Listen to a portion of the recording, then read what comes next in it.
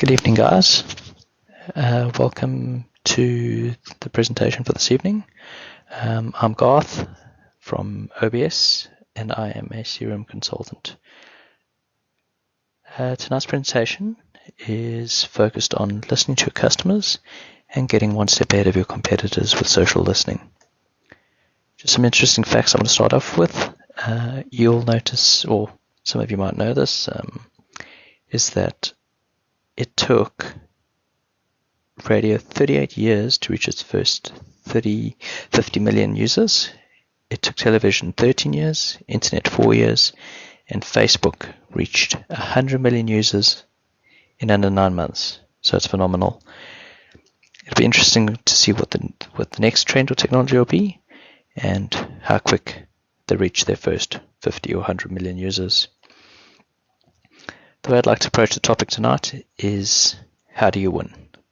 So as a business or a consultancy, how do you win? And as a client, how do you win? Now, what do we mean by win? What I want to do is win people's business and retain their loyalty. And in order to do that, you really need to know what your client thinks. And once you figure out what your client thinks, you need to steer your business to meet their needs. Social listening is going to help us to win client loyalty, win more business, and get insights into how people view your product. So what we're really trying to do here is listen to our customers, and then not a new topic or not a new concept, but we are trying to nurture our customers. How do we listen to our customers? Well, what social listening does, Microsoft Social Listening, it scours multiple social networks and platforms, analyzes the data presented in those platforms, such as posts, and presents it back to you in an easy-to-read format in charts and graphs and dashboards. Some of those platforms that social listening scours are Facebook, Twitter, YouTube, RSS feeds, and blogs. Visual understanding. So what we're trying to do here is, as a social analyst, you're responsible for spotting emerging trends in people's posts, track marketing campaigns, figure out what your brand sentiment is, respond to any service issues before they escalate, be ahead of the curve or be ahead of the trend, and gain insights about your competitors. Now, something important to note here is you can go ahead, pay a subscription for social listening, and just go ahead and play around. But what I recommend is having a social strategy. And these are just some of the thoughts you need to put in, or some of the groundwork you need to put in before you start playing around with the platform and trying to set up campaigns and keywords. Some examples of some sort of social strategies you could set up are, maybe we want to move our negative sentiment to a more neutral sentiment for an Office 365 product within a 2-month period. Increase our positive sentiment for Twitter sources for the Microsoft Dynamics search words.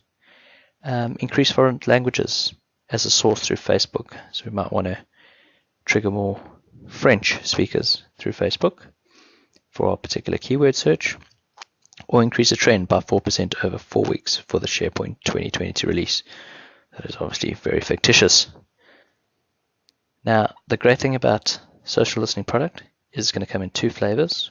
One is a standalone isolated platform, and the other is through a dynamic CRM integration. So tonight I'll be showing you the more standalone version. And just as a note to you, this is a trial version. It is a limited 30-minute demo, but it'll give all of you an opportunity to go play around with the platform. Right, let's move on to the demo. And I have already prepped the page. However, you can go into Google and just search for the keywords Microsoft Dynamics Social Listening Trial. So I'm going to click over there. I'm going to first thing to note is there is a little introduction video at the bottom of the page, which you can click on just to give you a few quick pointers on how to get started. Otherwise, we'll click Let's Go. Just note that this is simply a information around the fact that it is a 30-minute trial and there are no warranties associated to this 30-minute trial. So you might not want to use this for a customer demo. Right. Now, the first thing you'll notice on the board is the dashboard. We're not going to tackle that right at this point. What we're going to do is I would just like to run you through the concept of a time frame before we even get started with the dashboard. Now, the concept of time frame, quite simply, is a chunk of time. Right? These chunk of times are usually done based on a week or a 5-day time frame, and all of the statistics will be based on either our current time frame and the current data set versus the past few time frames, the past 5 time frames. And that'll all make sense in a second. You'll see the default time frame for the demo is March. Here we have the dashboard. Some of the interesting things you might notice here are A, the date. As I mentioned before, we're looking at 1 week in March. And then buzz and trend. Now, buzz is simply your current buzz over this week.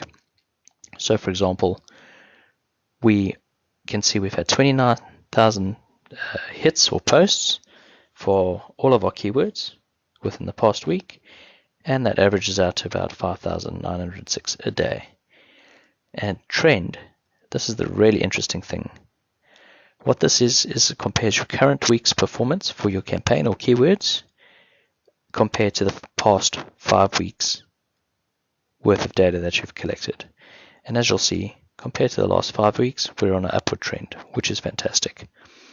The arrow would then obviously show you a different sign. It would either be plateaued or pointing downwards based on your trend. Something else interesting is this gives you a great bird's eye view. Now, without having to scroll into each bit of data or to scroll through each bit of data, simply by hovering over these different fields, we get great information at a bird's eye view. As you can see there on the shareable voices, Twitter's doing very well. It's 80.5% of all of our posts. Facebook, 2.9%. That might be acceptable, that might not be. It depends on your social strategy. And blog sitting at 16.3%. These are the campaigns that, or keywords that came out of the box with the trial. As you can see, there's Office 365 keywords. We've got our Surface Pro keywords and Yammer. Office 365 on an upward trend. Surface is plateauing, and Yammer is also plateauing. But those trends go up and down, and as you'll see a bit later, we'll drill through into that information. You can also see how well our different languages are doing. English is at the top, Spanish, etc., etc. But what we can do is, again, as part of a social strategy, maybe get a stronger presence through French-speaking Facebook users or social media users. Right, what I'm going to do from here is I'm going to click through to the Surface campaign.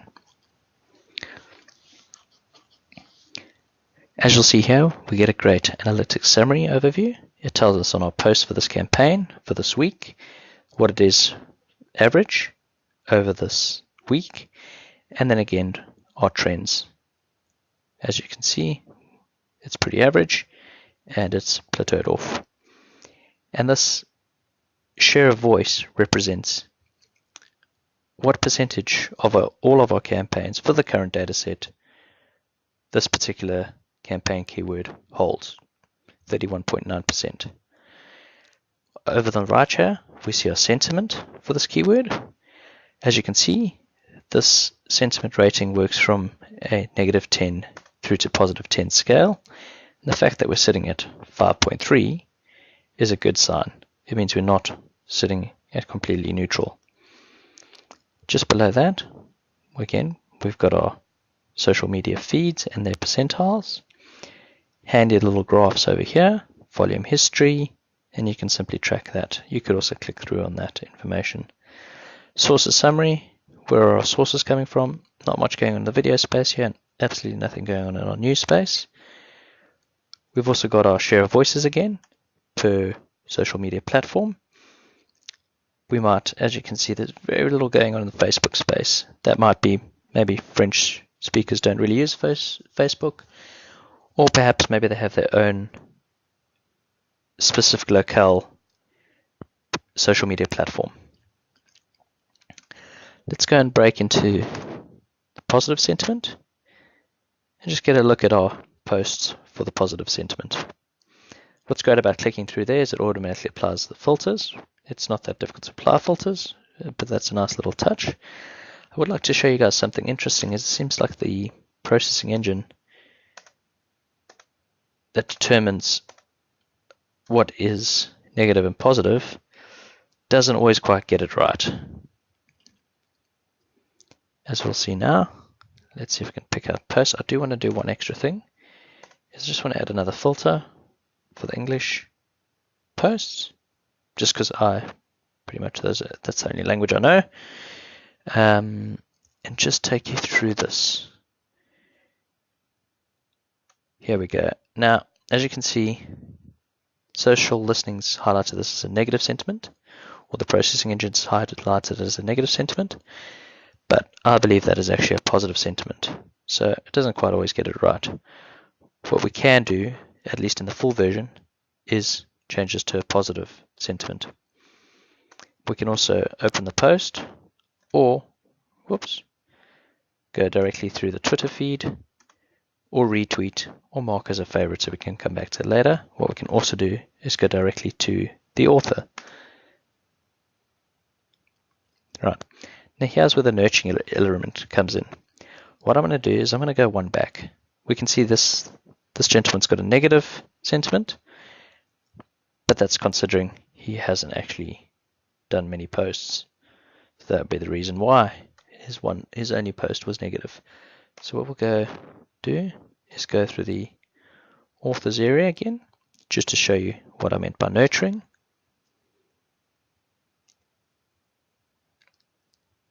Let's just wait for that to load. Okay, it's on the authors already. Let's go here. Let's go all campaigns. Let's take out this author.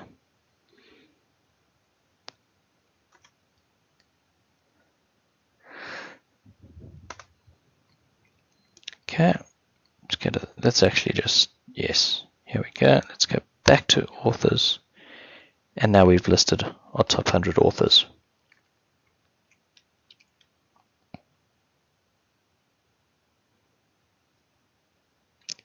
Again, these will be our top 100 English-speaking authors, or at least English blogging authors. And once that loads, I will give you guys an idea of how we can nurture our authors.